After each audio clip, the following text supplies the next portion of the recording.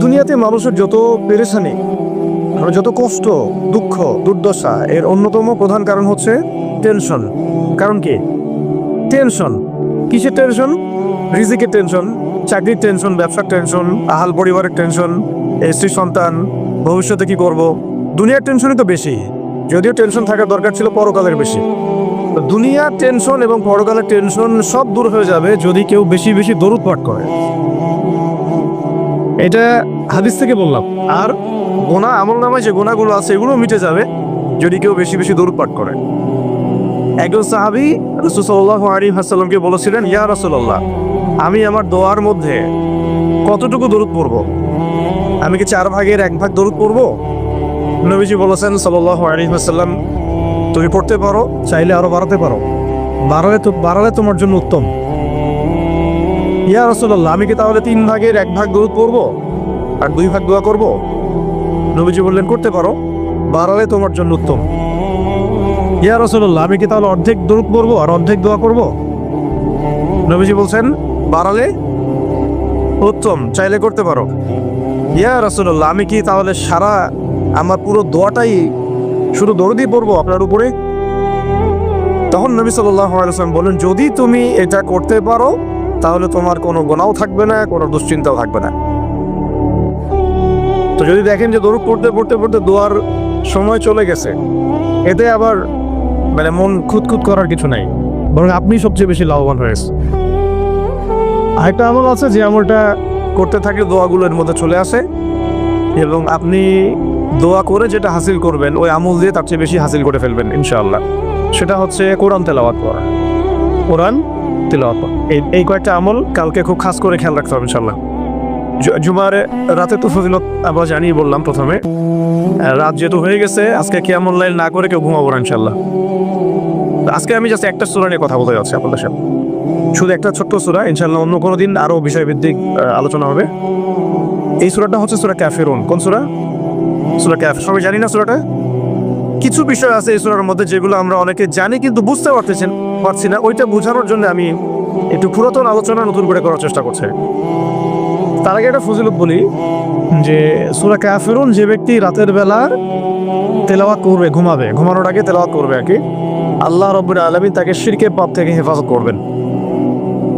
মনে রাখবেন যে জাহান্নামে যাবে সবচেয়ে বেশি মানুষ শিরকের পাপের কারণে। কোন পাপের কারণে? শিরকের পাপের কারণে। এবং শিরকের পাপ এমন পাপ যেই পাপটা আল্লাহ রাব্বুল আলামিন ক্ষমা করেন না। ওই অবস্থায় মারা গেলে ক্ষমা করেন না, কিন্তু তওবা করলে, জীবদ্দশায় তওবা করলে ইনশাআল্লাহ মাফ হতে পারে, অবশ্যই হতে পারে। কিন্তু ওই শিরকের পাপ নিয়ে কেউ যদি মারা যায়, আল্লাহ রাব্বুল আলামিন এই পাপটাকে ক্ষমা করবেন না। এটা সূরা নিসার মধ্যে অনেকবার বলা হয়েছে, ইন্নাল্লাহা লা ইয়াগফিরু আইয়ুশরাকা বিহি ওয়া ইয়াগফিরু মা দুনা যালিকা লিমান ইয়াশা। নিশ্চয় আল্লাহ রাব্বুল আলামিন শিরকের গুনাহকে মাফ করেন না, কিন্তু অন্য যে কোনো বড় গুনাহ হোক আল্লাহ পাক যাকে ইচ্ছা মাফ করতে পারেন, যাকে ইচ্ছা আল্লাহ মাফ করতে পারেন। এখন এই শিরকের পাপ থেকে বাঁচাবে কোন সূরা? সূরা কাফিরুন। রাতের বেলা তেলাওয়াত করতে হবে অন্তত একবার। রাতের আরো অনেক আমল আছে, এটা তো আপনারা জানেনই। অন্তত পক্ষে এই আমলগুলো করবেন। সূরা ফালাক, নাস, ইখলাস এগুলো পড়বেন। শেষ রাতে মোনাজাত করবেন, 2 রাকাত নফল হলেও পড়ার চেষ্টা করবেন। আল্লাহ পাক সবাইকে তৌফিক দান করেন। আর ঘুমানোর আগে সূরা বাকারার শেষের 2টা আয়াত পড়বেন বা 3টা আয়াত পড়বেন। সারা রাতের ইবাদতের নেকি হয়ে যাবে ইনশাআল্লাহ। 33 বার সুবহানাল্লাহ পড়বেন, 33 বার আলহামদুলিল্লাহ পড়বেন, 34 বার আল্লাহু আকবার পড়বেন। এছাড়াও তো আছে আল্লাহুম্মা বিইসমিকা আমুতু আহইয়া। এছাড়াও আরো অনেক দোয়া আছে, কয়েকটা বললাম। সূরা মুলক তেলাওয়াত করতে পারেন যদি সময় হয়, এবং করা উচিত, কারণ সূরা মুলকের তেলাওয়াত কবরের আযাব থেকে বাঁচাবে ইনশাআল্লাহ। এগুলো আমল করবেন। আমলটা বাড়ানোর চেষ্টা করতে হবে এই কারণে যে যার আমল বেশি তার মধ্যে নূর বেশি, আল্লাহ পাকের মারিফত বেশি, তার মধ্যে দ্বীনের ফিকিরও বেশি থাকবে এবং তার দোয়াও বেশি কবুল হবে ইনশাআল্লাহ। সে আল্লাহকে পাবে, কাছে পাবে। আমল ভালো হলে আখলাক ভালো হবে, আখলাক ভালো হলে তার দ্বারা সমাজ উপকৃত হবে। এবং আমরা খেয়াল করে দেখেছি সিরাতের কিতাবগুলোতে সাহাবায়ে কেরাম জিহাদের মাঠেও মেসওয়াক ছাড়তেন না, মানে আমলে তারা গুরুত্ব দিতেন, খুব বেশি আমলের প্রতিযোগিতা করতেন, কে কত বেশি আমল করতে পারে। একজন সাহাবী খুঁটির সাথে নিজেকে বেঁধে রাখছিলেন, যে ঘুম আসে, নামাজ পড়তে পড়তে ঘুম আসে, খুঁটির মধ্যে বেঁধে রেখেছেন নিজেকে, এটা ঘুমে পড়ে না যান। তো পরে নবী সাল্লাল্লাহু আলাইহি ওয়াসাল্লাম বললেন যে এত অতিরিক্ত কষ্ট না করতে বললেন। আল্লাহ পাক তো সবসময় তোমার ইবাদত কবুল করতে পারেন, নিজের উপর এহসান করো, নিজের শরীরের হক আদায় করো। একজন সাহাবী এমন আমল শুরু করেছিলেন যে স্ত্রীর প্রতি তাকানোই বন্ধ করে দিয়েছেন এক সময়, হ্যাঁ তাই না? পরে স্ত্রী এসে অভিযোগ করছে আমাকে তো আমার স্বামী দেখেই না। তখন নবী সাল্লাল্লাহু আলাইহি ওয়াসাল্লাম জেগে বললেন যে দেখো, স্ত্রীর হক আছে তোমার উপরে, তার হক আদায় করো, সেটাও সুন্নাত, এটাও ইবাদত। এইভাবে সাহাবায়েরা আমলের প্রতিযোগিতা করতেন। তো আমাদেরকে আমলের মধ্যে ব্যালেন্স করতে হবে, আমলে ব্যালেন্স করতে হবে, মানে একদিকে ঝুঁকে যাওয়া না, সব আমলগুলো যেন আমার আমলের মধ্যে থাকে, এটা ব্যালেন্স করতে হবে। শুধু তসবি দানা নিয়ে পড়ে থাকবো, জিহাদের কথা বলবো না, এটাও আবার না। আবার শুধু জিহাদের কথাই বলবো, দিন কায়েমের কথাই বলবো, নিজের ইবাদত আমল ঠিক থাকবে না, এমনও না। মানে সবকিছু ব্যালেন্স থাকতে হবে, আকীদা, আমল, সুন্নাহর ইত্তেবা সব ব্যালেন্স থাকবে। সবচেয়ে জরুরি দুইটা বিষয়ে আমরা মাথায় রাখবো, একটা হলো ইবাদত, একটা হচ্ছে দিন কায়েম। একটা হলো ইবাদত, একটা হলো দিন কায়েম। ইবাদত তো ব্যক্তিগত ব্যাপার, এটা জীবনের প্রত্যেকটা ক্ষেত্রে ইবাদত থাকবে, আর দিন কায়েম করতে হবে জীবনের প্রতিটা ক্ষেত্রেই, শুধুমাত্র ব্যক্তিগত জীবনে, ইবাদত বন্দেগীর জীবনে না। আমার অর্থনীতি, ব্যবসা বাণিজ্য, আমার সংস্কৃতি, শিক্ষা এবং রাজনীতির মধ্যেও আল্লাহ পাক তৌফিক এনায়েত করেন। তো এখন যেটা বলতে চাচ্ছিলাম যে একদিন আপনারা তো সিরাত মোটামুটি পড়েছেন, সিরাত মানে রাসূল সাল্লাল্লাহু আলাইহি ওয়াসাল্লামের জীবনী তো মোটামুটি পড়েছেন, আমি আশা করি। যদি না পড়ে থাকেন অবশ্যই পড়বেন, ঠিক আছে? প্রথমে শুরু করবেন তো কোরআন তেলাওয়াত থেকে। কোরআন তেলাওয়াত শিখতে শিখতে সিরাতটা পড়ে ফেলবেন। সিরাতটা আগে পড়া থাকলে আপনি কোরআন হাদিসের অর্থ যখন পড়তে শুরু করবেন তখন বুঝতে পারবেন যে কোন আয়াত কোন প্রেক্ষাপটে, কোন হাদিস কোন প্রেক্ষাপটে নাজিল হয়েছে। আপনার মাথায় পুরো 23 বছরের একটা ফ্রেম থাকবে, এটা খুব জরুরি। তাহলে আপনি বুঝতে পারবেন যে কিভাবে দিন প্রতিষ্ঠা করতে হবে এবং কিভাবে নবী সাল্লাল্লাহু আলাইহি ওয়াসাল্লাম করেছেন, তার উপর দিয়ে কি অতিবাহিত হয়েছে, সাহাবীদের উপর দিয়ে কি অতিবাহিত হয়েছে, এটা আমাদের মাথায় থাকবে। এবং কোন প্রেক্ষাপটে তারা কিভাবে রিয়াক্ট করেছেন ওইটা আমাদের মাথায় থাকবে। সিরাতটা আমি পড়ার জন্য খুব বেশি জোর দেই। আরেকটা বিষয় বলতে চাই যে এই সিরাতের প্রথম যে 13 বছর এটা ছিল মাক্কি জীবন। কোন জীবন? মানে মক্কায় নবী সাল্লাল্লাহু আলাইহি ওয়াসাল্লাম দাওয়াত দিচ্ছেন। তো মক্কার পরিবেশটা কেমন? মক্কার পরিবেশটা হচ্ছে আবু জেহেলদের শাসন চলতেছে। কাদের শাসন? আবু জেহেলের শাসন চলছে, আবু লাহাবের শাসন চলছে, উতবা সাহেবা এদের কর্তৃত্ব চলছে। আবার একই সাথে নবী সাল্লাল্লাহু আলাইহি ওয়াসাল্লাম তিনিও একটা সম্ভ্রান্ত বংশ থেকে আসছেন, সম্ভ্রান্ত গোত্র থেকে, বনু হাশিম থেকে। তো তার গোত্রের মর্যাদা অনেক বেশি, ঠিক আছে? আর এদিকে বনু মাখজুম, বনু এই তাইম, বনু চাই, বনু আদি, আরো অনেক গোত্র আছে। তো তারাও কিন্তু মোটামুটি প্রভাবশালী। তো রাজনৈতিক যে ক্ষমতাটা, মক্কার রাজনৈতিক যে ক্ষমতাটা, এটা আছে ওই সময় Abu Jahal, Abu Lahab, Utba সাহেব এদের হাতে। এবং ওদের একটা পার্লামেন্ট ছিল, ওর নাম ছিল দারুন নাদওয়া। কি নাম ছিল? দারুন নাদওয়া। তারা আল্লাহকে বিশ্বাস করত, একটু ভালো করে বোঝার চেষ্টা করেন। তারা আল্লাহ পাককে বিশ্বাস করত, আল্লাহ বলে একজন আছে, এটা তারা আকীদা ঠিক রাখতো। এমনকি আল্লাহ পাক সৃষ্টিকর্তা, আল্লাহ পাক রিজিক দাতা, আল্লাহ সন্তান দাতা, এটাও তারা বিশ্বাস করত। কারা বিশ্বাস করত? Abu Jahal, Abu Lahab, Utba সাহেবা, তারাও বিশ্বাস করত। তাহলে কিসে বিশ্বাস করতো না? তারা তাওহীদে রুবুবিয়্যাত বিশ্বাস করতো, কিন্তু উলুহিয়াত, আসমা ও সিফাতে বিশ্বাস করতো না। মানে আল্লাহ পাকেরই যে বিধান মানতে হবে, আল্লাহ পাকেরই যে দাসত্ব করতে হবে এবং মৃত্যুর পর জবাবদিহিতা আছে, এই বিষয়গুলোতে তারা বিশ্বাসী ছিল না।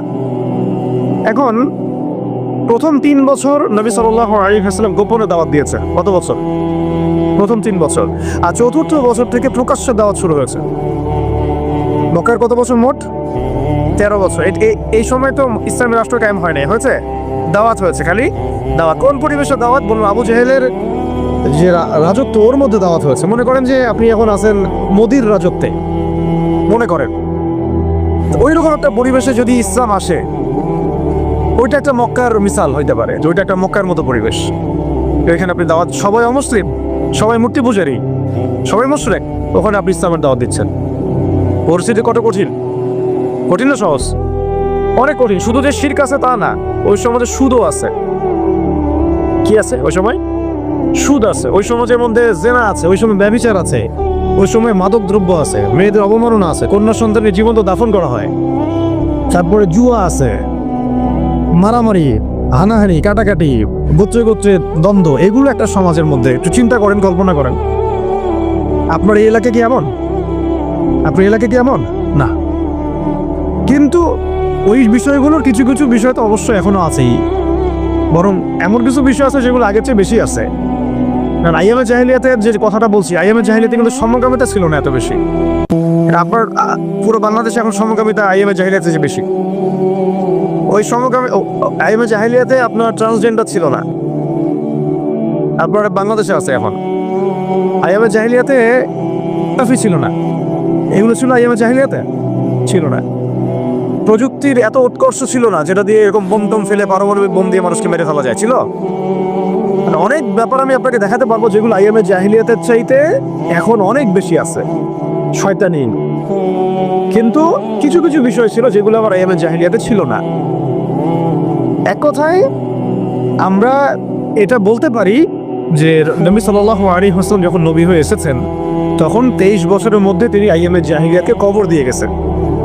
কিন্তু যখন থেকে আবার খোলাফায়ে রাশেদার শাসন চলে গেছে, ইসলামী খেলাফতগুলো আস্তে আস্তে আস্তে আস্তে অ্যাবলিশ হয়ে গেছে, তখন আবার নতুন করে জাহিলিয়াতগুলো এই সমাজে, শুধু সমাজে না, সমাজে, রাষ্ট্রে, বিশ্বের মুখে একেবারে একদম ঢুকে গেছে, না মানে একদম শেকড় গেড়ে ফেলছে। এখন সময় হচ্ছে ওই আবার নতুন শেকড় গাড়া জাহালাতগুলোকে উপড়ে ফেলার, এইটা সময় এখন। এই জন্য পরিস্থিতিটা বুঝতে হবে যে নবী সাল্লাল্লাহু আলাইহি ওয়াসাল্লাম কোন জায়গায় দাওয়াতের কাজ করছিলেন। চোখ বন্ধ করে চিন্তা করেন যে একটা সমাজের মধ্যে খালি মূর্তি, সবাই মূর্তি পূজা করে, সবাই সুদ খায়, ধরেন সবাই বেশিরভাগই দেখা যায় জেনা করে, মেয়েদের তেমন কোনো বৈবাহিক অধিকার নাই, সম্পত্তির অধিকার নাই, বাচ্চাকে কবর দিয়ে দিচ্ছে জীবন্ত, মদ খাচ্ছে মানুষ, জুয়া খেলতেছে, মারামারি করছে, ইত্যাদি ইত্যাদি ইত্যাদি। এরকম একটা অবস্থায় রাসূলুল্লাহ সাল্লাল্লাহু আলাইহি ওয়াসাল্লাম ইসলামের দাওয়াত দেওয়া শুরু করলেন। দাওয়াত দিতে দিতে প্রথম 3 বছর তিনি গোপনে দাওয়াত দিয়েছেন, গোপনে গোপনে গোপনে দাওয়াত দিয়েছেন। ওই সময় কিন্তু তৈরি হয়েছে আবু বকর রাদিয়াল্লাহু আনহু, ওসমান রাদিয়াল্লাহু আনহু, আলী ইবনে আবি তালেব, যায়েদ ইবনে হারুসা, এই সাহাবায়ে কেরাম তৈরি হয়েছেন ওই সময়। আব্দুল্লাহ বিন মাসউদ, বিলাল ইবনে রাবাহ, এই সাহাবায়ে কেরাম তৈরি হয়েছেন কিন্তু ওই প্রথম 3 বছরে, 3-4 বছরে।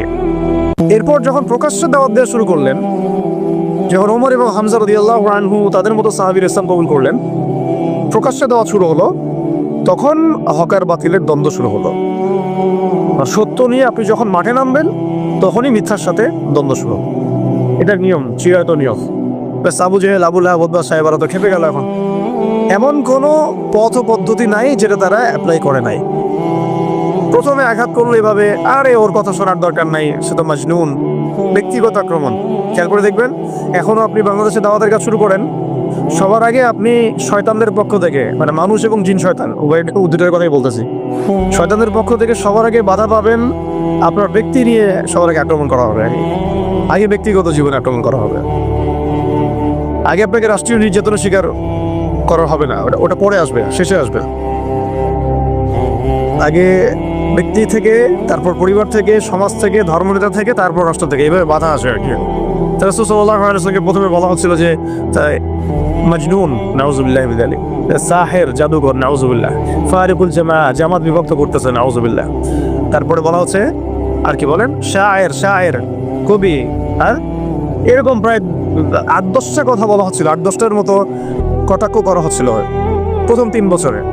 কিন্তু তেমন কোনো শারীরিক নির্যাতন করা হচ্ছিল না প্রথমে, আগে এভাবে ব্যক্তিকেন্দ্রিক আক্রমণ করা হচ্ছে। এরপর আল্লাহ পাক জবাব দিচ্ছেন, কোরআন নাজিল হচ্ছে, প্রত্যেকটার অ্যান্সার আসতেছে কোরআনে, তাই না? দাওয়াতের গতি বাড়তেছে, আলহামদুলিল্লাহ। মানুষ তো একবার ইসলামে আসলে আর ফিরে যাচ্ছে না, জান্নাতের খবর পেয়ে গেছে মানুষ। কোথায় ছিলাম, অন্ধকার থেকে আলোতে চলে আসছে। আর যারা এই নূরের স্বাদ একবার পেয়েছে তারা কি আর ফিরে যাবে? এখনো দেখেন অনেক বড় বড় পাপী মানুষ, আমরা নিজেও দেখেছি, নিজেরও অনুভব করেছি, বহু বড় বড় পাপী মানুষ রাসূল সাল্লাল্লাহু আলাইহি ওয়াসাল্লামের রওজার সামনে গিয়ে সালাম দিয়েই একবার তওবা করে খাঁটি মুমিন হয়ে গেছে। বহু মানুষ আছে, আমার অনুভূতি কাজ করে ওখানে গেলে। একটা অনেক পাপী মানুষ ছিল, কাবাঘর ধরে যেই টাচ করছে কাবাঘরে, চোখ দিয়ে দরদর করে পানি পড়া শুরু হয়েছে, সে তার লাইফকে সংশোধন করে গেছে।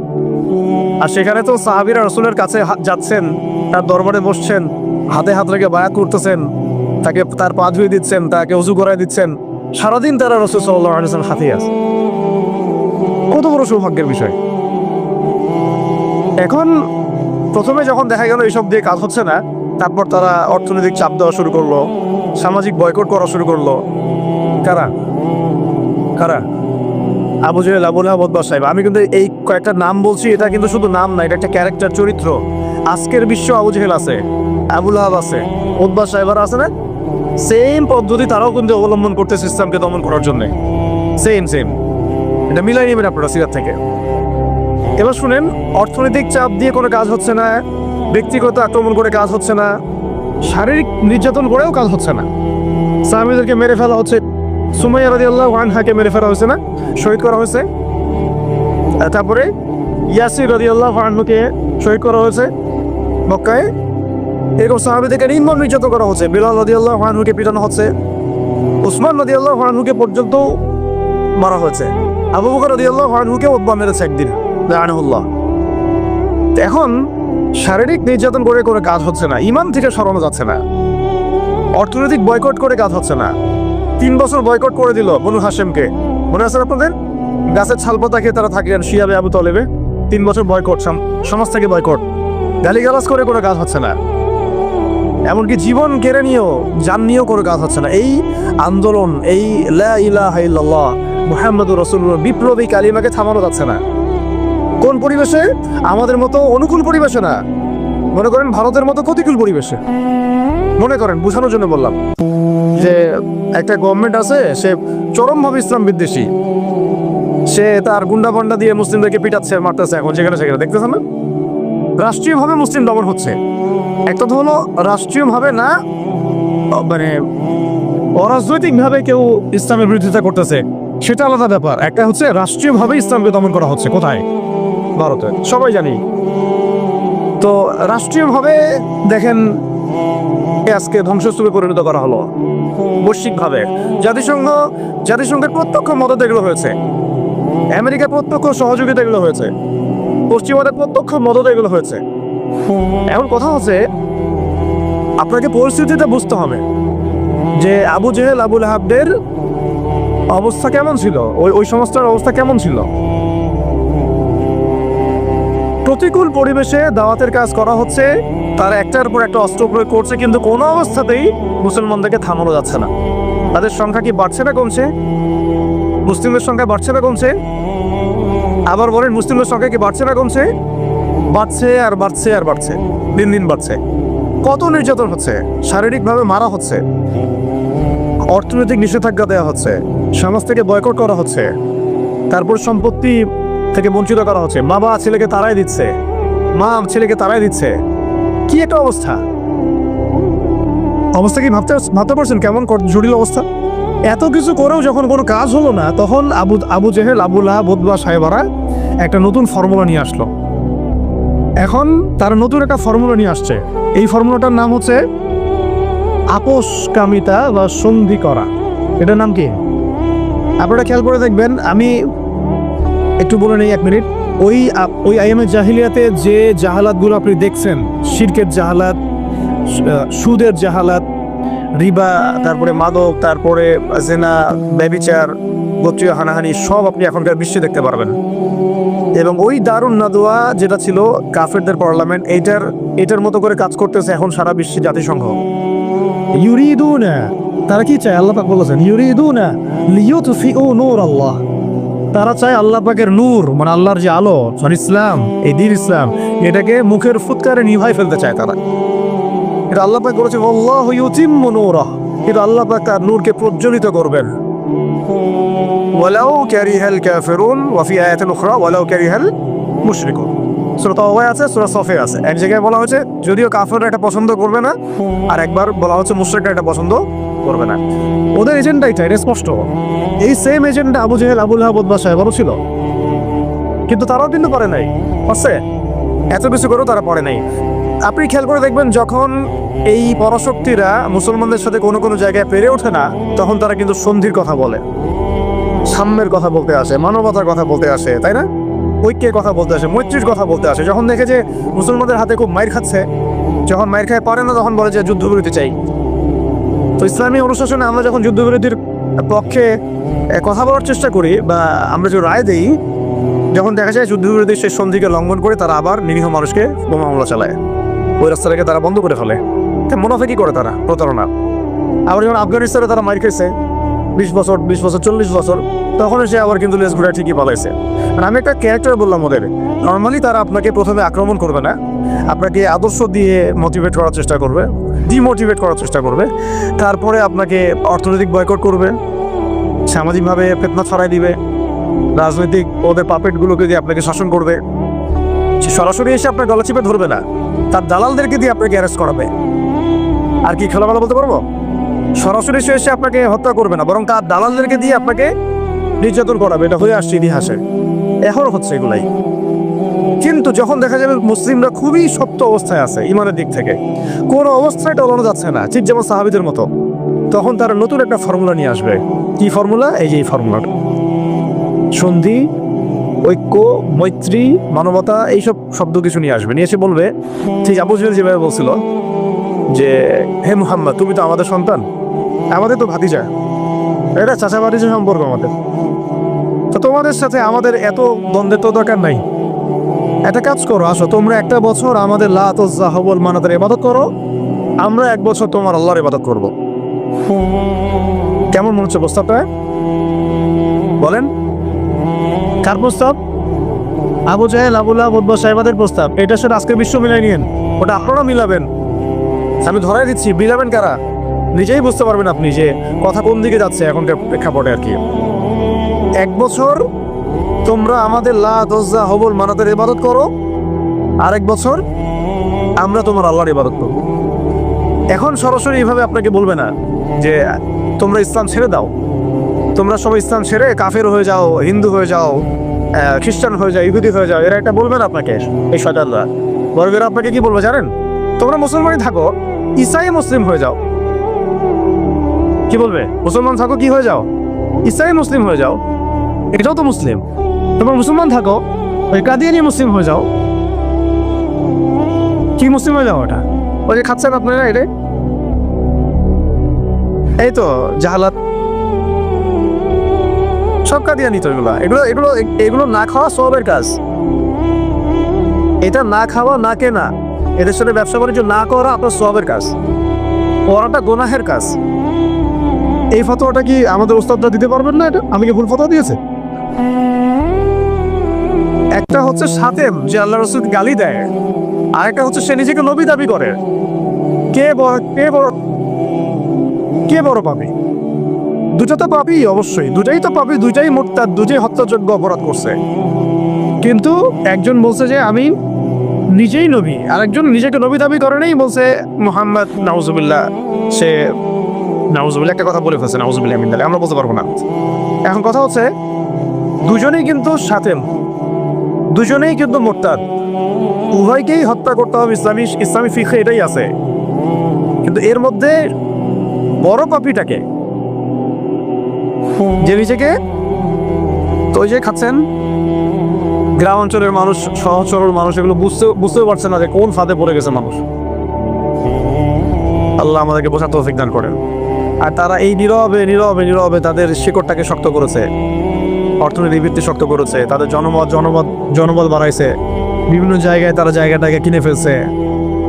এমনও সাতক্ষীরের মধ্যে একটা আমরা গ্রামে গিয়েছিলাম যেখানে ওদেরই সংখ্যা বেশি, মুসলমানদেরকে তারা ওই দোকান ভাড়া দিচ্ছে। আমরা তো আসি যে হাত বাঁধবো কোথায়, তাই না? এই যে এগুলো নিয়ে, আর এদিকে যে কি অবস্থা ভিতরে, যে মানে আমাদের কি অবস্থা, এটা এটা এটা বোঝার জন্য সূরা কাহাফ তেলাওয়াত করেন, তাহলে বুঝতে পারবেন ইনশাআল্লাহ। তা আমি বলছিলাম যে ওটা অন্য প্রসঙ্গ, এটা নিয়ে আপনারা খতমে নবুয়ত একটা বিভাগই আছে, মার্কাজুদ দাওয়ায় খতমে নবুয়ত বিভাগ আছে একটা। ওই খতমে নবুয়তের অনেক কিতাব, অনেক আর্টিকেলস সব ছাপানো হয়ে গেছে। এগুলো আপনারা পড়লেই বুঝতে পারবেন কত বড় ধোঁকাবাজি, কত বড় প্রতারণা। এটা নিয়ে ইনশাআল্লাহ আরেকদিন কথা বলবো ইনশাআল্লাহ, ঠিক আছে? তবে এদের সাথে কোনো রকম সম্পর্ক রাখবেন না, কোনো রকম। এটা আপনি ইমানের দাবি। আমি বলছি না যে আপনি অস্ত্র নিয়ে আপনি গিয়ে তাকে গর্দান নামায় দেন, এটা আপনি করতে পারবেন না। এটা আপনি করার মতো এখন আপনার ক্ষমতা নাই। যদি এটা ইসলামিক রাষ্ট্র হতো তাহলে আমরা এটার ব্যবস্থা নিতে পারতাম। এটা ইসলামিক রাষ্ট্র নয়, এটা একটা গণতান্ত্রিক রাষ্ট্র, সেকুলার রাষ্ট্র এবং জাতীয়তাবাদী রাষ্ট্র। এবং এই মতবাদগুলো ইসলামের সাথে সাংঘর্ষিক, ঘোরায় পেঁচায় খাওয়ানোরও কোনো সুযোগ নেই। এই মতবাদগুলো দিয়ে আপনি ইসলামী শরিয়া রাষ্ট্র কায়েম করতে পারবেন না। শেষ কথা এটা, চেষ্টা করে দেখে নেন, পারবেন না, কেউ পড়েনি আজ পর্যন্ত। এখন মূল যেটা কথা ছিল যে ওরা বলেছিল কি 1 বছর ইবাদত করো লাতুজ্জা হবল মানাতের আমাদের মূর্তিগুলার, আমরা 1 বছর তোমার আল্লাহর ইবাদত করবো, ঠিক আছে? এখনকার আবু জাহেল আবু লাহাব বা সাহেবারা বলছে তোমাদের ধর্ম চেঞ্জ করার দরকার নাই, তোমরা ইসাই মুসলিম হয়ে যাও, তোমরা কাদিয়ানি মুসলিম হয়ে যাও, ওর নাম দিচ্ছে আহমদিয়া মুসলিম জামাত। তোমরা ধর্ম চেঞ্জ করার দরকার নেই, তোমরা আমাদের সুদভিত্তিক অর্থনীতিটা গ্রহণ করো। কি সুদের বিরুদ্ধে বললে অনেকে একটু খারাপ লাগে না? তোমরা ধর্ম চেঞ্জ করার দরকার নাই, লা ইলাহা ইল্লাল্লাহ পড়ো, মুহাম্মদ রাসূলুল্লাহ পড়ো, নামাজ পড়ো, হজ করো, উমরা করো, যাকাত দাও, কোনো সমস্যা নাই, কিন্তু আমাদের সুদভিত্তিক ব্যাংকিং সিস্টেমটা নাও। মানুষ নিয়েছে, প্রত্যেকটা মুসলিম কান্ট্রির মধ্যে এখন সুদভিত্তিক ব্যাংকিং সিস্টেম আছে। বুঝতে পারছি আমি কথা? তোমাদের ধর্ম চেঞ্জ করার দরকার নাই, তোমরা সমকামিতাটাকে প্রমোট করো। তোমরা মুসলমান থাকো, মুহাম্মদের উম্মত থাকো সাল্লাল্লাহু আলাইহি ওয়াসাল্লাম, সমকামিতাটাকে প্রমোট করো। এই প্রমোট করছে আমাদের ছাত্র ভাইরাও তো প্রমোট করছে, যারা কয়দিন আগে করলেন, রাস্তায় নেমে আন্দোলন করলেন। আপনাদের কাছে তো আমরা আশা করি নাই, এই জন্য তো আবু সাইদ রক্ত দেয় নাই। আপনারা যদি গাদ্দারি করেন তাহলে এই প্রজন্ম আপনাদেরকেও ছাড়বে না। সমকামিতা প্রমোট করছেন ঘুরায় ফিরায়, আবার অনলাইনে দেখলাম শাতিমের পক্ষও নিচ্ছেন, শাতিমের পক্ষ নিয়েও কথাবার্তা বলছেন, আবার ভিতরে ট্রান্সজেন্ডারটাকে প্রমোট করছেন, ট্রান্সজেন্ডার। তোরা বলছে পশ্চিমারা, এখনকার আবু জাহেল আবু লাহাব বা সাহেবারা বলছে যে ধর্ম চেঞ্জ করার দরকার নাই, ট্রান্সজেন্ডার তোমরা প্রমোট করো। ট্রান্সজেন্ডার কি? বাহিরে অন্ডকোষ আছে, মন নাকি মেয়ে মেয়ে করে। আর কি খোলামেলা বলবো, এটা এখন আস্তে আস্তে লিগালাইজ হয়ে যাচ্ছে, দিন দিন নর্মাল হয়ে যাচ্ছে, নর্মালাইজ হয়ে যাচ্ছে এগুলো। যেমন সুদ আগে ছিল, মানুষ খাইলে একটু করতো, আর আমি সুদখোর, মানুষ আমি সুদখোর বলবে, আস্তে আস্তে কমন হয়ে গেল, সবাই খাওয়া শুরু করলো, এটা নর্মাল হয়ে গেল। এখন ট্রান্সজেন্ডার দেখবেন কেউ ট্রান্সজেন্ডার হচ্ছে, তাই না? এটাকে মানুষ নিন্দার চোখে দেখছে।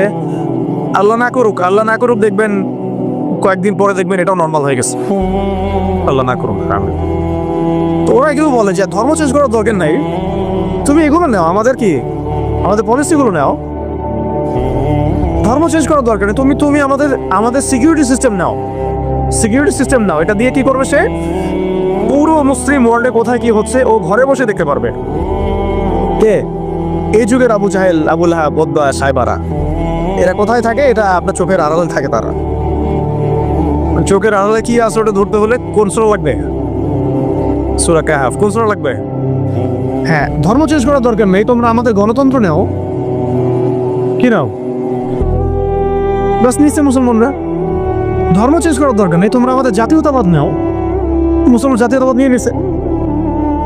ধর্ম চেঞ্জ করার দরকার নেই, তোমরা আমাদের সেকুলারিজম মতবাদটা নাও। মানুষ নিয়েছে। ধর্ম চেঞ্জ করতে হবে না, তোমরা মুহাম্মদের উম্মত থাকো সাল্লাল্লাহু আলাইহি ওয়াসাল্লাম, তোমরা আমাদের কমিউনিজম নাও, সমাজতন্ত্র নাও। মানুষ নিয়েছে। এইভাবে এখনকার যুগের আবু জাহেল আবু লাহাব আমাদের ওই প্রস্তাবের মধ্যে নিয়ে আসছে। আমরা ওই সময় তো সাহাবায়ে কেরাম জবাব দেওয়ার আগে আল্লাহ পাক জবাব দিয়ে দিয়েছেন, আর সেই জবাব তো কোরআনে মজুদ আছে। আমরা এই যুগের আবু জাহেল আবু লাহাবদেরকে ওই জবাবটা দিতে পারি নাই, যে জবাবটা আল্লাহ পাক কোরআনে দিয়েছেন। আল্লাহ পাক কি বলেছেন এই প্রস্তাবের পরে? আল্লাহ পাক বলেছেন, কুল, হে নবী আপনি বলেন, ইয়া আইয়ুহাল কাফিরুন, হে কাফেররা শুনো ভালো করে, লা আ'বুদু মা তা'বুদুন, আমি তার ইবাদত করি না যার ইবাদত তোমরা করো। আমি তার ইবাদত করি না যার ইবাদত তোমরা করো।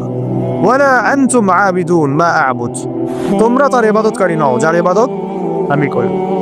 ওয়ালা আনা আবিদুন মা আবাদতু, এবং আমি তার ইবাদতকারী নই যার ইবাদত তোমরা করো। ওয়ালা আনতুম আবিদুনা মা আ'বুদ, এবং তোমরাও তার ইবাদতকারী হবে না যার ইবাদতকারী আমি। এখানে আয়াতকে রিপিট করা হয় নাই, বরং এটাকে একটাতে আপনার বর্তমান কালকে বোঝানো হয়েছে, একটাকে ভবিষ্যৎ বোঝানো হয়েছে। কিয়ামত পর্যন্ত মুসলমান মন্দিরে যাবে না, আর মন্দিরে যে যায় লোক সে মসজিদ আসবে না। আসলে ধর্ম চেঞ্জ করে আসতে হবে। লাকুম দীনুকুম ওয়ালিয়া দীন, তোমাদের দিন তোমাদের জন্য, আমার দিন আমার জন্য। এই জবাবটা আমরা এখনকার বিশ্বকে দিতে পারি না। পারবেন? খেয়াল করে দেখছেন, এভাবে সূরাগুলোকে মিলাতে হবে। ওরা এখন আপনাকে বলছে না সরাসরি যে আপনি ধর্ম চেঞ্জ করেন, আপনি অমুসলিম হয়ে যান, কাফের হয়ে যান, মুরতাদ হয়ে যান, এগুলো তারা বলবে না। তারা বলবে আপনাকে আমাদের সুদটা নাও, আমাদের সংস্কৃতি নাও, আমাদের শিক্ষা ব্যবস্থা নাও, আমাদের রাজনৈতিক সিস্টেমগুলো নাও, আমাদের গণতন্ত্র নাও, আমাদের ধর্মনিরপেক্ষতাবাদ নাও, আমাদের কমিউনিজম নাও, আমাদের জাতীয়তাবাদ নাও, আমাদের ট্রান্সজেন্ডার নাও, আর কি বলবেন, আমাদের সিকিউরিটি সিস্টেম নাও, আমাদের প্রযুক্তি নাও, আমাদের মিডিয়া নাও, এগুলো নাও। ধর্ম চেঞ্জ করার দরকার নাই। কাদিয়ানি হও, ইসাই মুসলিম হও, কিন্তু লা ইলাহা ইল্লাল্লাহ ওটাও পড়ো। এই যুগের লা তাযাহুল মানাজা আরো বেশি ভয়ঙ্কর। এই যুগের আবু জেহেল, আবুল হাব, উতবা সাহেবরা আরো বেশি ভয়ঙ্কর ওই যুগের আবু জেহেল, আবুল হাবদের চাইতে। ওই যুগের সাহাবায়ে কেরাম যে ভাষায় উত্তর দিয়েছিলেন, এই যে কোরআনের ভাষায়, লাকুম দীনুকুম ওয়ালিয়াদিন, কিয়ামত পর্যন্ত না তোমরা আমাদের দ্বীনের অনুসারী হবা, আর না আমরা তোমাদের দ্বীনের অনুসারী হব। তোমাদের সাথে আমাদের এইসব আদর্শিক কোনো ঐক্য হইতে পারে না। আদর্শিক কোনো ঐক্য হতে পারে না। হ্যাঁ, ব্যবসা বাণিজ্য হতে পারে, কি হতে পারে, ব্যবসা বাণিজ্য হতে পারে, মুআমালাত মুআশারাত হতে পারে, প্রতিবেশী হিসেবে থাকতে পারে, অনেক কিছু আছে। কিন্তু আদর্শিক যেখানে, ইসলাম যেখানে প্রশ্নবিদ্ধ, ইসলামের মৌলিক বিষয় যেখানে ক্ষতিগ্রস্ত হবে বা বাধাপ্রাপ্ত হয়, এরকম কোন উসুলে তোমার আমার কখনো ঐক্য হতে পারে না। এখন যে কথাগুলো আমি বললাম, এগুলো কি ইসলামের মৌলিক বিষয় না? কেউ যদি ট্রান্সজেন্ডার হয়ে যায়, সে কি আর মুসলিম থাকবে? কেউ যদি কাদিয়ানি হয়, সে কি আর মুসলিম থাকে?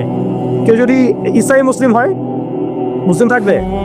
কেউ যদি চরম সুদখোর হয়, সে তো আল্লাহর সাথে যুদ্ধ করতেছে, রাসূলের সাথে যুদ্ধ করতেছে, সে কিভাবে মুসলিম হতে পারে? কেউ যদি এরকম পশ্চিমা তন্ত্রমন্ত্রের পূজা করে, সে কি আর মুসলিম থাকতেছে নাকি? ফাসেক হয়ে যাচ্ছে। তো এখন কথা হচ্ছে, এই সূরা থেকে আমাদের এই শিক্ষাগুলো নিতে হবে যে আজকের বিশ্বেও, আজকের এই জামানাতেও কোনো অবস্থাতেই এই কাফের, মুশরিক, মুরতাদ, মুনাফিক এবং এই জায়নিস্ট শক্তির এরকম কোনো তন্ত্র মন্ত্রের ফাঁদে আমাদেরকে পা দেওয়া যাবে না।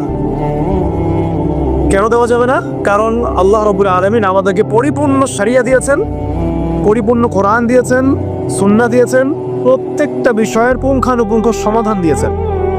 আমার অন্য কারো কাছ থেকে সমাধান ধার করারও কোনো দরকার নেই। আমাদের ব্যক্তিগত জীবনের হেদায়েত কোরআন সুন্নাহে মওজুদ আছে, পারিবারিক হেদায়েত আছে, সামাজিক আছে, শিক্ষা ব্যবস্থার আছে, সংস্কৃতির আছে, রাষ্ট্রীয় এবং রাজনৈতিক হেদায়েতও আছে। আমাকে তোমার কাছ থেকে তন্ত্রমন্ত্র ধার করতে হবে না। এই বিষয়টা আমাদের ভালো করে বুঝতে হবে, কোন ক্ষেত্রে কি হেদায়েত আছে, এটার জন্য আমাদেরকে পড়াশোনা করতে হবে, দেখতে হবে, জানতে হবে, খুঁজতে হবে, ওলামায়ে কেরামের সাথে মশওয়ারা করতে হবে। কোনো কোনো কোনো জায়গায় যদি দেখেন যে কোনো আলেমও এগুলোতে প্রভাবিত হয়ে গেছে, তাহলে আপনি হকপন্থী আলেম খুঁজে বের করবেন। এইভাবে আমাদেরকে সামনের পথটা চলতে হবে। এই সূরার পর একটা সূরা আছে, কি নাম? সূরা নাসর। কোন সূরা? তাই না? সূরা নাসর না? এই শেষ করে দিই, টুক অনেক দেরি হয়ে গেছে। এখন যখন কোন প্রেক্ষাপটে সূরা কাফিরুন নাজিল হয়েছিল আপনাকে তো বলছি একবার, ওই রকম প্রেক্ষাপটে এই সূরা নাজিল হয়েছে। আর এখন তো আমরা আছি ইসলাম বান্ধব পরিবেশের মধ্যে। তাহলে আমরা কেন এই যুগের আবুল হাব, আবু জেহেল, উতবা সাহেবাদের এই তন্ত্রমন্ত্রগুলোর অনুসারী হব, ওদের ধোকায় পা দিব? যেখানে ওর ইসলামকে আক্রমণ করে আমরা কেন সেখানে সাই দিব? অথচ মক্কার মতো অবস্থায় সাহাবায়ে কেরাম এইভাবে জবাব দিয়েছেন সূরা কাফিরুনের জবাবে। আর এখন তো আমার সামনে নামাজের পরিবেশ আছে, যাকাতের পরিবেশ আছে, আমরা মুসলিম সংখ্যাগরিষ্ঠ, আমরা সবাই লা ইলাহা ইল্লাল্লাহ বুঝি, আলহামদুলিল্লাহ আমরা নামাজ পড়ছি, তিলাওয়াত করছি, অনুকূল পরিবেশ আছে। এখন কেন আমাকে এই যুগের আবু জেহেল, আবুল হাবদের দাসত্ব করতে হবে বলেন? কোনো যুক্তি আছে? যুক্তি তো নাই, কোনো কারণও নাই।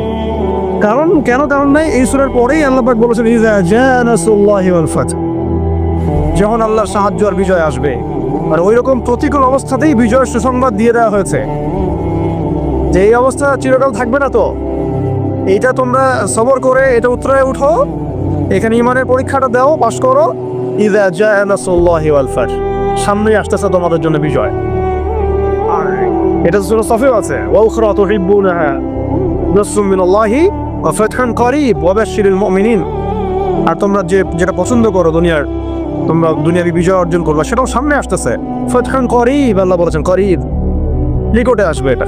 ওয়া বাশশিরিল মুমিনিন ওয়া রাআইতান নাস ইয়াদখুলুনা ফি দীনিল্লাহি আফওয়াজা, একটা সময় আসবে মানুষ দলে দলে আল্লাহর দ্বীনে ঢুকতে থাকবে। তখন আল্লাহ পাক বলেছেন, ফাসাব্বিহ বিহামদি রাব্বিকা ওয়াস্তাগফির ইন্নাহু কানা তাওয়াব।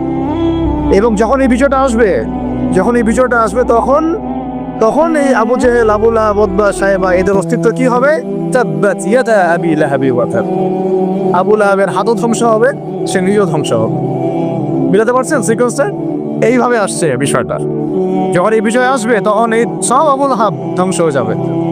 আবুল আহাব এখানে শুধু একজন ব্যক্তি নয়, আবুল আহাব এখানে একটা রূপকথা, একটা উপমাও বটে। প্রত্যেক যুগে যুগে আবুল আহাব থাকবে। এই যুগের আবুল আহাব কারা জানেন? যারা সুদ ভিত্তিক এই ব্যাংকিং সিস্টেমের এই হত্যা করতে, এরা হচ্ছে এই যুগের আবুল আহাব। মা আগনা আনহু মালুহু ওয়া মা কাসাব, তাদের এইসব হারাম মাল কোনো কাজে আসবে না, এবং তারা যে এগুলো যেটা অর্জন করেছে সেটা কোনো কাজে আসবে না। সায়াসলা নারান যাতা লাহাব, আগুনে প্রবেশ করবে তারা। ওয়া ইমরাতু, এবং তার স্ত্রীও। এই স্ত্রী মানে শুধু স্ত্রী না, স্ত্রী মানে কিন্তু সহযোগী। স্ত্রী মানে কি? সহযোগী। এরা কিন্তু একা কাজ করে না। আমি বললাম না একজনের সহযোগী? ইহুদিদের সহযোগী নাসারারা। আমেরিকা ছাড়া ইসরায়েল চলতে পারে নাকি? আমেরিকা ছাড়া ইসরায়েল চলতে পারবে? আমরা তো এতই সুশীল মার্কা প্রতিবাদ করি অনেকে, যে ইসরায়েলের বিরুদ্ধে কথা বলি, এদিকে আবার আমেরিকাকে খুশি রাখি। এ আবার কোন মুনাফিক? এটা আবার কোন মুনাফিক রে ভাই? বাচ্চাকে কেন মারে জানেন? এটা শুনে রাখেন। বাচ্চাকে হত্যা করছিল ফেরাউন, হ্যাঁ, কার আগমন ঠেকানোর জন্য? হ্যাঁ, মাশাআল্লাহ, মুসা আলাইহিস সালামের আগমন ঠেকানোর জন্য। কারণ তাকে বলা হয়েছিল একটা ছেলে আসতেছে, তোমার সিংহাসন নড়াই দিবে একদম। তখন ওই ইযাবহুনা আবনাকুম ওয়া ইয়াসতাহয়ুনা নিসাআকুম শুরু করলো। আবার ঈসা আলাইহিস সালামের আগমন ঠেকানোর জন্য তৎকালীন সময়কার বাদশা করেছিল, বাচ্চাদেরকে হত্যা করেছিল। এখনকার এই দাজ্জালের অনুসারী এই জায়নিস্টরা কেন গাজার বাচ্চাদেরকে হত্যা করতেছে জানেন? হ্যাঁ, এক্স্যাক্টলি, তারাই আগমন ঠেকাইতে চায়। আল্লাহ পাক ওইখানে ঢুকাই দিবেন ইনশাআল্লাহ। এটা বললাম ওই সূরা কাফিরুনের হালতের উপরে অটল থাকেন। ইযা জাআ নাসরুল্লাহি ওয়াল ফাতহ, এটা আসতে যখন আসবে তখন যে তাব্বাত ইয়াদা আবি লাহাবি ওয়া তাব, যত আবুল লাহাব আছে সব ধ্বংস হয়ে যাবে ইনশাআল্লাহ। এমন আসছে যে চেইন দিয়ে, শিকল দিয়ে বেঁধে ওদেরকে জেরুজালেমে নিয়ে যাওয়া হবে ইনশাআল্লাহ। মুসলিম বাহিনী এইভাবে বিজয় হবে ইনশাআল্লাহ। সামনে আসবে এটা।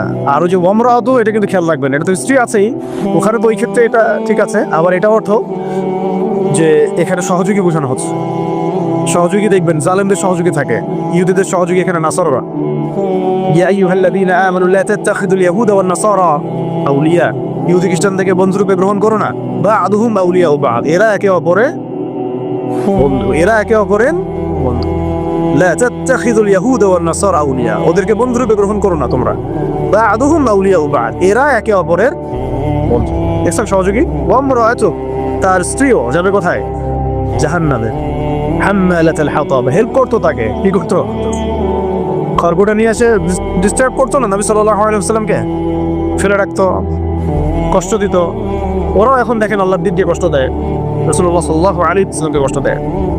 তাহলে আমাদেরকে কত রকম শত্রুর সাথে লড়তে হবে। ভিতরে শত্রু, বাইরে শত্রু, বিশ্বের শত্রু, আবার ওইদিকে আছে ওদের সাথে।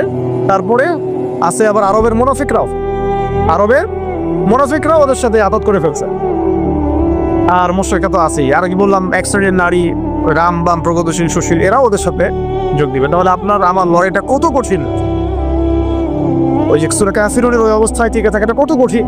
লাকুম দীনুকুম ওয়ালিয়া দীন, কত কঠিন। ওই সিরাতের রাস্তা পাড়ি দেওয়া লাগবে, ওই সবর করতে হবে, মারও খাওয়া লাগতে পারে, জানও যাবে, ইজ্জতও করা লাগতে পারে। ইজ্জত করেছেন নবী সাল্লাল্লাহু আলাইহি ওয়াসাল্লাম। তারপরে ইসলামী রাষ্ট্র আল্লাহ পাক দিবেন ইনশাআল্লাহ। কিসের মাধ্যমে দিবেন? দাওয়াত, তাবলীগ এবং জিহাদের মাধ্যমে। দাওয়াত, তাবলীগ এবং জিহাদের মাধ্যমে, শুধু দাওয়াত আর তাবলীগের মাধ্যমে না, দাওয়াত, তাবলীগ এবং সাথে জিহাদও থাকতে হবে। তারপর ইসলামী রাষ্ট্র ব্যবস্থা আসবে ইনশাআল্লাহ।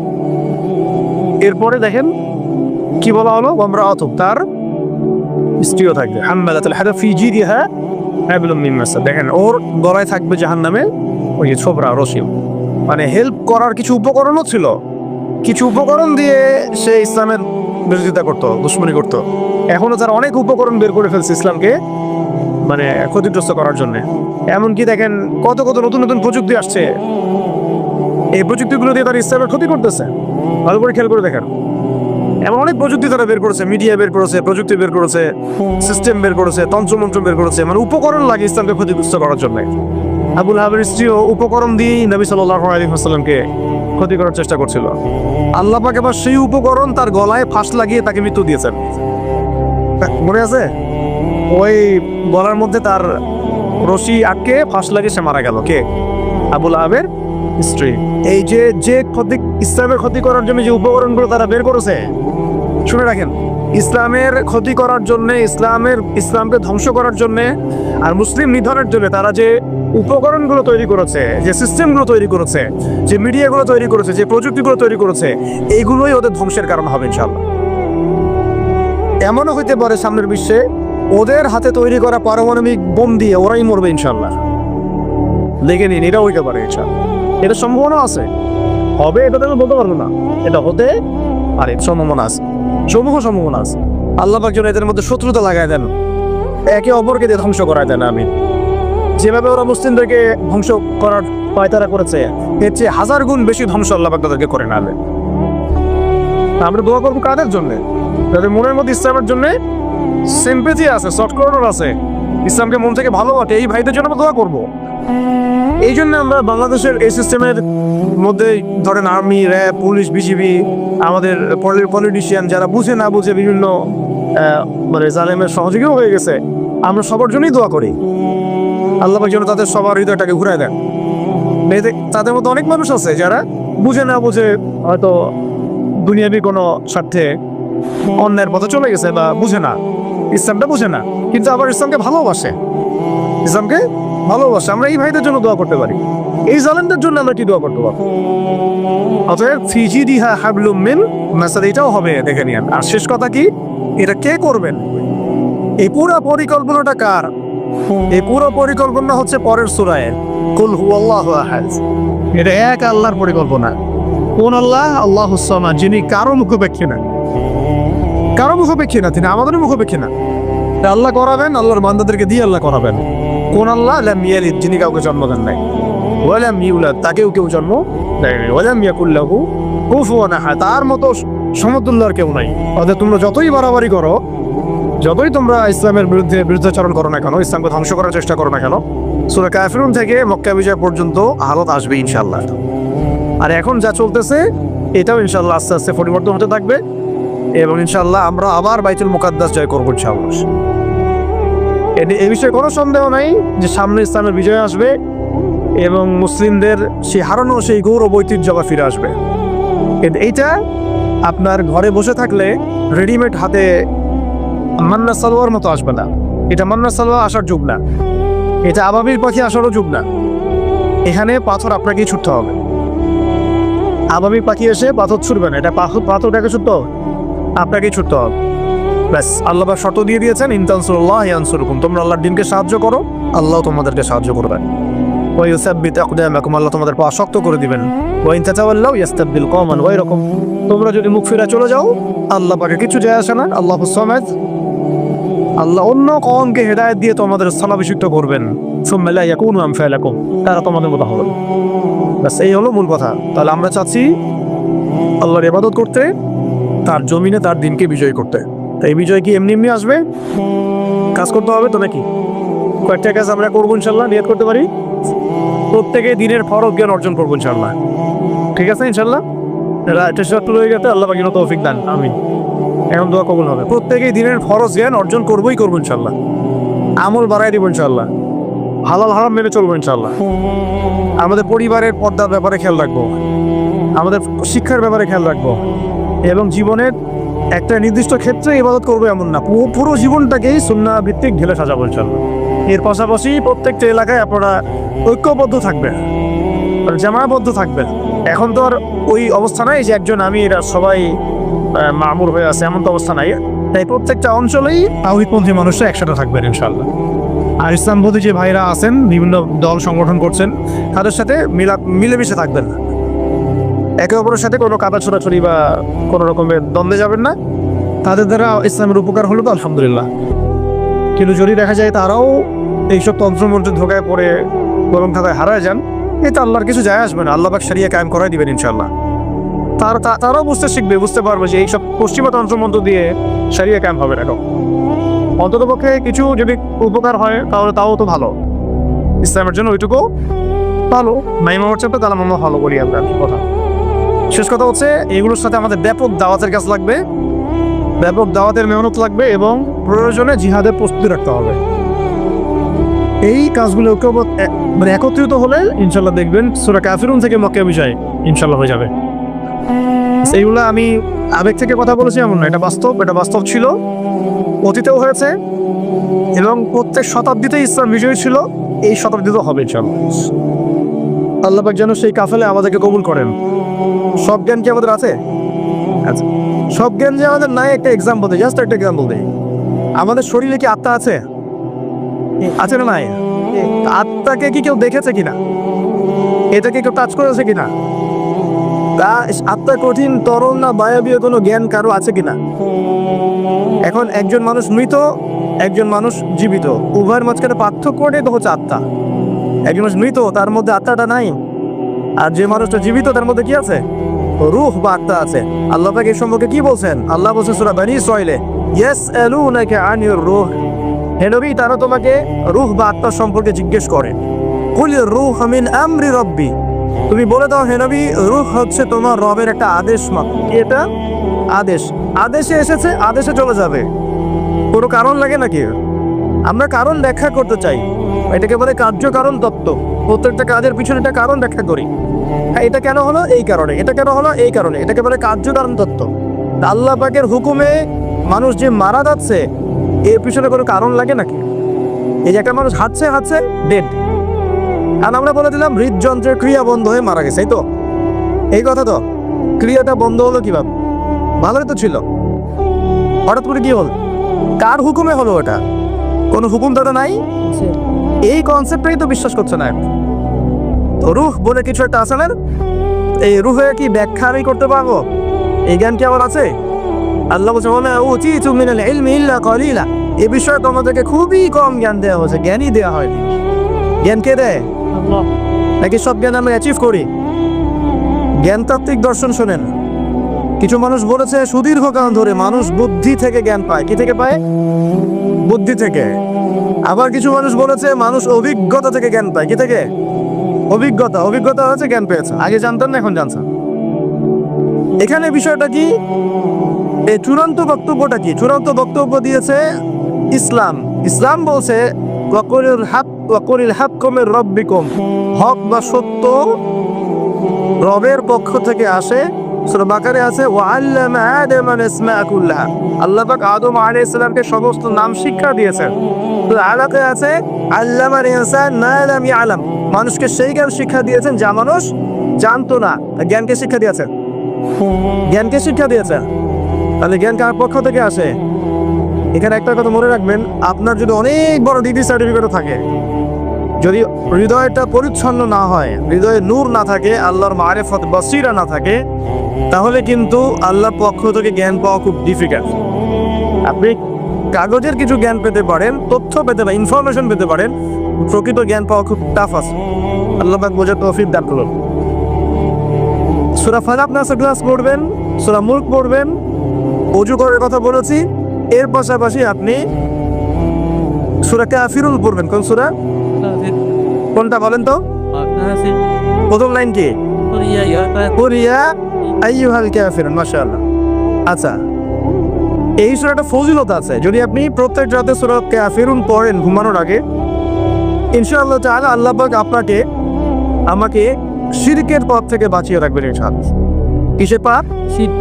শিরকের পাপ কি সবচেয়ে বড় পাপ না ছোট পাপ? বড় পাপ। একটা হাদিস বলে দেই, ইনশাআল্লাহ যথেষ্ট হবে। রাসূলুল্লাহ সাল্লাল্লাহু আলাইহি ওয়াসাল্লামকে আল্লাহ পাক একটা ওয়াদা করেছেন। কি ওয়াদা করেছেন? আল্লাহ পাক বলছেন মেরাজের রাতে, হে নবী মুহাম্মদ সাল্লাল্লাহু আলাইহি ওয়াসাল্লাম, তোমার উম্মতের মধ্যে যে কোনো ব্যক্তি যদি আসমান জমিন সমান পাপ নিয়ে আমার সামনে হাজির হয়, কিন্তু আমার সাথে কাউকে শরীক করেনি, শিরকের পাপ নাই, আমি আল্লাহ তার সামনে আসমান জমিন সমান ক্ষমা নিয়ে হাজির হব। কথা কি বুঝতে পারছেন? অনেক পাপ করেছেন আপনি, পাপের শেষ নাই, কিন্তু আপনি শিরকের পাপ করেন নাই। ইনশাআল্লাহ একদিন না একদিন আপনি জান্নাতে যাবেন ইনশাআল্লাহ। আল্লাহ পাক সমস্ত পাপ মাফ করতে পারেন, কোন পাপ ছাড়া? শিরক। তওবা করলে এখনই মাফ করতে পারেন ইনশাআল্লাহ। তো এই শিরকের পাপ থেকে আপনাকে বাঁচাবে কোন সূরা? সূরা কাফিরুন তেলাওয়াত করেন, দেখবেন শিরক আপনি চিনে ফেলবেন, ইনশাআল্লাহ সেখান থেকে আপনি দূরে থাকতে পারবেন ইনশাআল্লাহ। আর শিরক থেকে বাঁচার জন্য একটা কিতাব আমি সাজেস্ট করেছি অনেকবার, কিতাবুত তাওহীদ। কোন কিতাব? কিতাবুত তাওহীদের শারাহ বা ব্যাখ্যা আছে, অনেকগুলো প্রকাশনা থেকে বের হয়েছে, কিনতে পারেন। বাংলায় অনুবাদ করা আছে, বইটা পড়তে পারেন। তবে বইটা একটু কঠিন, অনেকে হয়তো বুঝতে পারবেন না সবকিছু। যেটাই বুঝবেন না, স্থানীয় বড় আলেম যিনি আছেন, হকপন্থী আলেম, তার কাছে গিয়ে জিজ্ঞাসা করবেন। একা একা পণ্ডিত হতে যাবেন, একা একা পণ্ডিত হয়ে গেলে সমস্যা। ওই যে এক শ্রেণী বের হয়ে গেছে যে কোরআন মানলেই হবে, হাদিস মানার কোনো দরকার নেই, আছে না? হ্যাঁ, এই যে বেশি পণ্ডিত এখানে কোরআনের দলিলকে অগ্রাহ্য করলো। আল্লাহ যে বলছেন রাসূল যা দিয়েছেন নেও, রাসূলের দেওয়াগুলো পাবো কোথায়? রাসূল যা দিয়েছেন সেগুলো কি কোরআনে আছে নাকি? রাসূল যেগুলো দিয়েছেন ওগুলো কোথায় আছে? রাসূল যেগুলো থেকে নিষেধ করেছেন ওগুলো কোরআনে আছে নাকি? রাসূল যেগুলো নিষেধ করেছে কোথায় আছে? তাহলে এই অংশটুকু বাদ দিয়ে কোরআন মানা যাবে নাকি? তার মানে হচ্ছে আমি কোরআনটাই তো মানলাম না, তাহলে আমি কোরআনটাই মানিনি আসলে। তো এই যে সমস্যা, নিজে বেশি পণ্ডিত হতে গেলে প্রবলেম আছে। ওলামায়ে কেরামের সাথে সম্পর্ক রাখতে হবে।